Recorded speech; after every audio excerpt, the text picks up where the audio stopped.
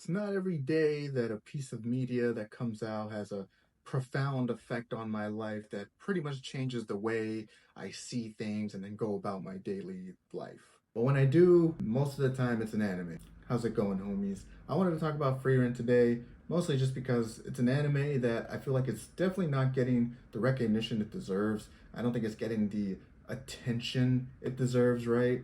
Because it's one of those animes that objectively is really good. A lot of people recommend it when they see it, but not a lot of people are talking about it. I don't see it being talked about enough on like major social medias. And to me, that just feels criminal. Like Frieren is probably the best anime that I've seen in like the last like 3 years. If you haven't heard about Frieren, the premise is pretty simple. It follows an elf girl named Frieren. She essentially lives way longer than everyone else. We don't exactly know what her lifespan is, but it's like insanely long. She's been alive for like implied at least 1,000 years so far, or at least a couple hundred years for sure. But essentially, what ends up happening is she defeats the Demon King in like her land, right? In this fantasy realm that they all live in, and then it pretty much takes place after the fact.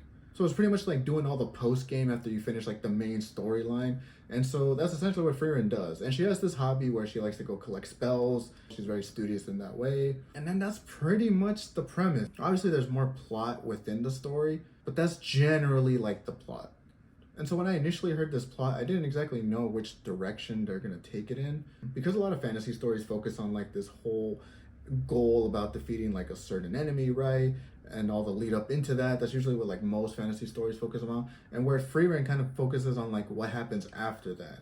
But the added twist is the fact that she is an elf and she has this extremely long lifespan. So we're essentially experiencing life through her lens a majority of the time. But then because we have these other side characters that are human, they aren't elves, we also see their perspective on her way of living, right? Because her sense of perception of time, specifically time, is like a big theme in this anime. And so Frieren's perception of time versus a normal human perception of time is pretty much one of like the constant conflicts that happens. Now it's not like a major conflict, but it is like problems that both like Frieren's human companions deal with by traveling with Frieren.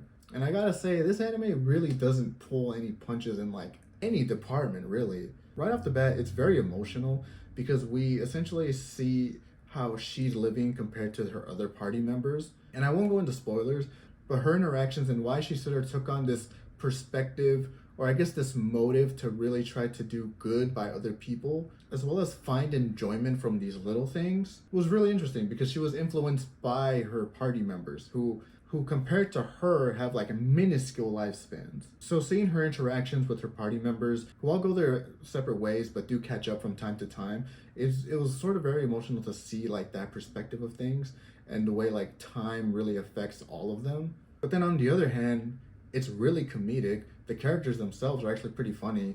Frieren herself comes off as a very serious character, but she has like really good comedic timing as well as just a funny personality when put into the context of who she is versus everyone else, which ultimately kind of leads to her growth, right? This is a character that when we first meet her, she's just very serious, very stoic.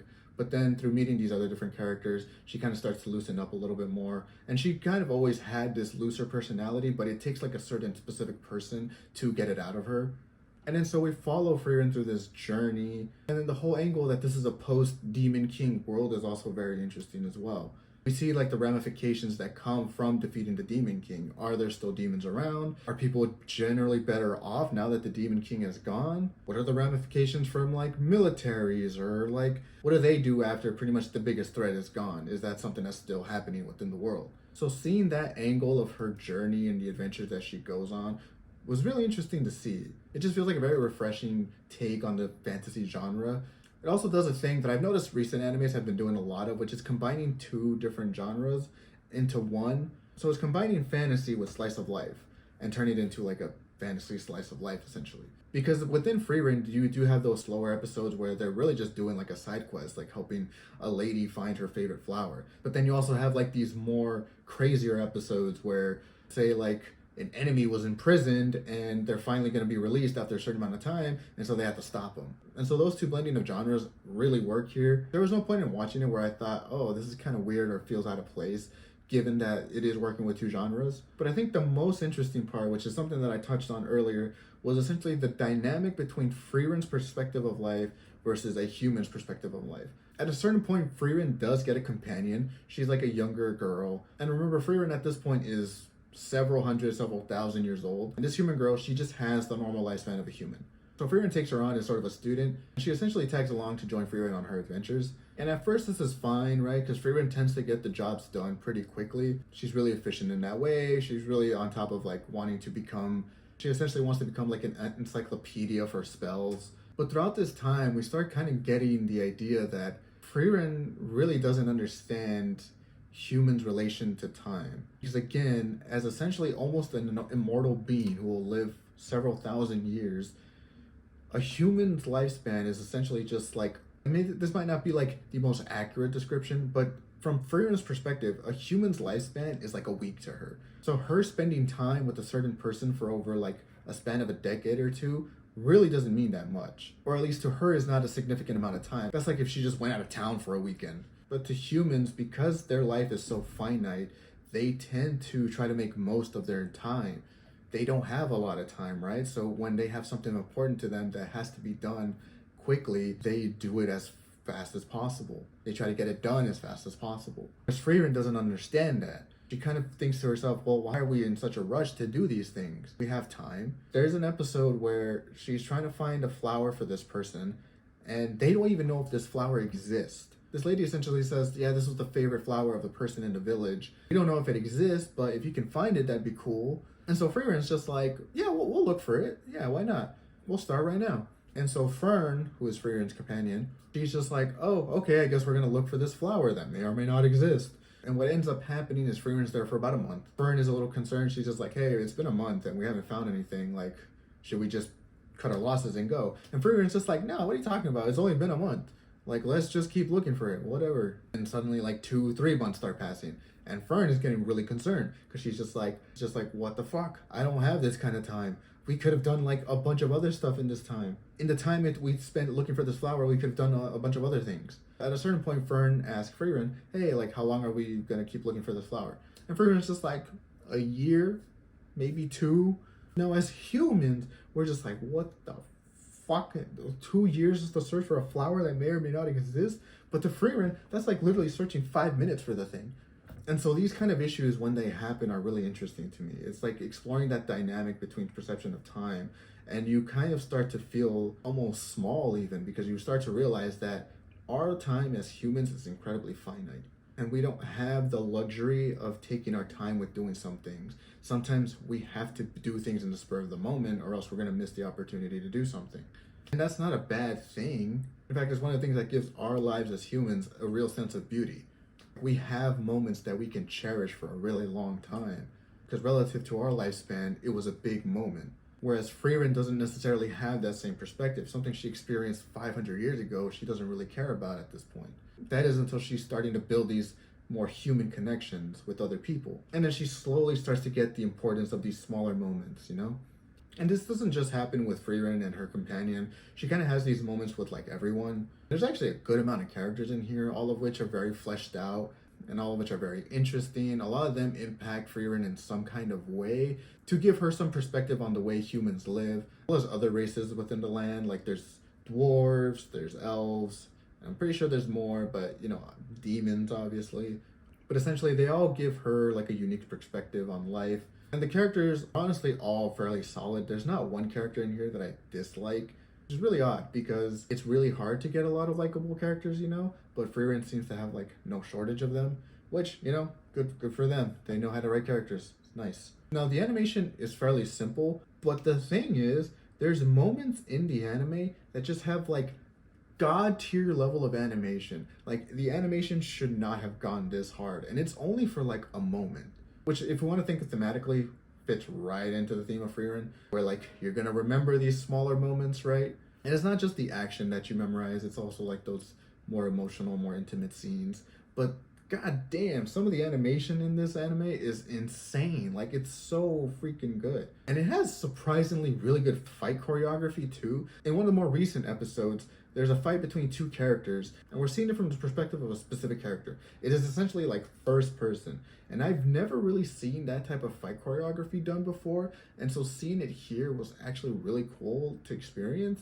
And then on top of that, the choreography and the animation was just like sublime. It took me back to my seat. I'm just like, what am I watching? Am I watching Demon Slayer right now? What the hell's going on? It was like that good of animation quality. And so visually, Frieren's super awesome to watch. I really enjoy it. Those moments of heightened animation don't like make the anime for me in general. Like the story and sort of like the characters really make the anime for me.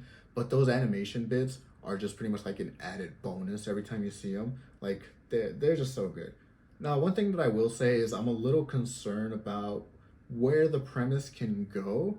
Frieren, as far as I know, isn't complete yet. I don't know how many episodes are left. There's currently 26 episodes, and it's covered a decent amount of ground. My main concern is just where this story is going to go, because like I said, there's not really like a plot or like a goal that they're specifically getting to. I guess we can say that Frieren's goal of collecting all the spells is her main goal, but it really doesn't feel that way. It just kind of feels like the side quest.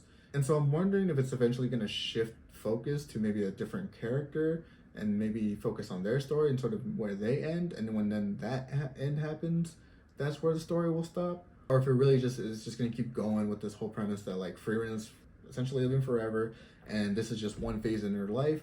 And then once that phase in the life is over, it's going to move on to the next phase with a new set of characters.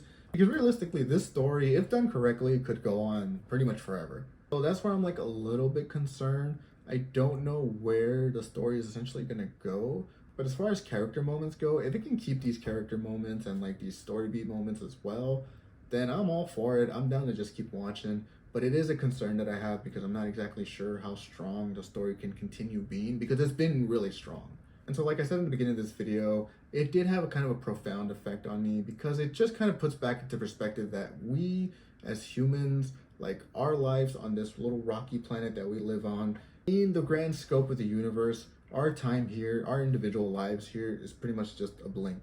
And as sad as that might sound, it really shouldn't be taken that way. Because again, life is about these little moments. You should try to do your best to live the life as best as you can. And that might mean different things for different people. What it means to me isn't essentially going to mean the same thing to you. To me, maybe that means traveling or continue making fucking videos that probably two people are only going to ever see. You might be writing a book or like traveling to a different city every now and then. The point is to not lose unnecessary time. Now I know what you're thinking. Well, I love to brain rot in bed all day. Hey, that's cool too, you know? That's something. Don't let people take that away from you. If that's how you like to spend your time, then that's how you like to spend your time. If to you that is an important moment of your life, more power to you. But yeah, so it just kind of helped me to start thinking about what is important to me. What do I want to really spend my time doing? Whether it's for the best, nothing will ever come of it, or just because simply it's something I like to do. And I really feel like Frieren is a very special anime that can kind of ask those questions and really bring those feelings to the forefront and really make you think about where it is you want to go, what it is you want to do with the very limited amount of time that you have. Because time is finite. We don't have thousands of years to work with. But yeah, Frieren's awesome. Watch it if you haven't watched it already. It's probably going to be my anime of 2024. Assuming nothing else awesome comes out. Although Dan to Dan's coming out in October, so I might like that a little bit more. We'll see. Pretty much next year's anime awards. If Frieren's not winning anime of the year, I'm going to riot. But yeah, that's pretty much it. Please watch Frieren if you haven't watched it already. It's so good. You don't understand how good it is. If you made it all the way to the end, I sincerely appreciate you. I do. I'm really not doing this for like any monetary reasons. I just like talking about anime. If you do too, feel free to leave a comment down below. That's pretty much it from me, and peace.